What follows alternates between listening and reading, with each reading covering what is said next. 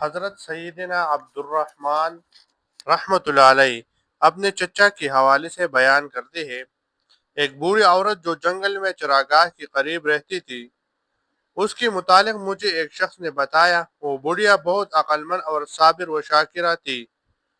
لوگ اس کی صبر و شکر اور دانائی کی مثالیں دیا کرتی تھی۔ اس کا ایک بیٹا تھا جو انتہائی وجیحہ و خوبصورت تھا۔ کافی عرصہ بیمار رہا۔ بوڑھی ماں نے بہت اچھی طریقے سے اس کی تیمارداری کی۔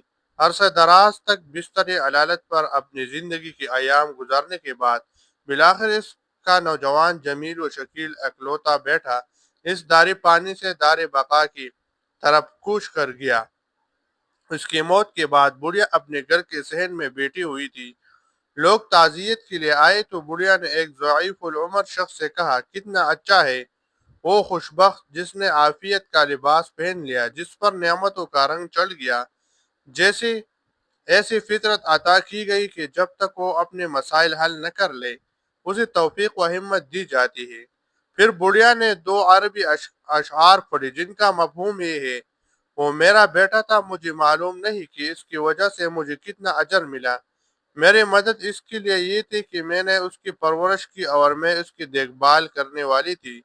اگر میں اس کی موت پر صبر کروں تو اجر دی جاؤں گی، اور اگر گریہ و زاری اور چیخ و پکار کروں تو اس رونے والی کی طرح ہو جاؤں گی جیسی اس کے رونے دھونے نے کچھ فائدہ نہ دیا۔ بڑھیا کی حکمت بری باتیں سن کر ضعیف العمر شخص نے کہا، اب تک تو ہم یہی سنتے آئے ہیں کہ رونا دھونا واویلا کرنا عورتوں کی عادت ہے، لیکن تم تو مردوں سے بھی زیادہ صبر والے ہو، تمہارا صبر عظیم ہے اور عورتوں میں تمہارے نظیر ملنا مشکل ہے۔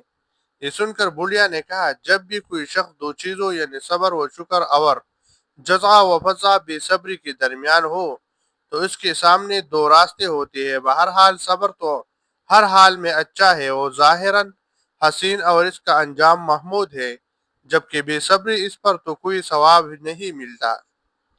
اگر صبر و بے صبری انسانی شکل میں ہوتی تو صبر حسن و عادات اور دین کے معاملے میں بے صبری سے بدجہا افضل ہوتا۔ صبر دینی معاملات اور نیکی کے کاموں میں جلدی کرنے والا ہے۔ جیسے اللہ تعالیٰ دولتی صبر عطا فرمائے اسے اللہ تعالیٰ کا وعدہ کافی ہے۔ صبر میں بلا ہی بلا اور بے صبری میں نقصان ہی نقصان۔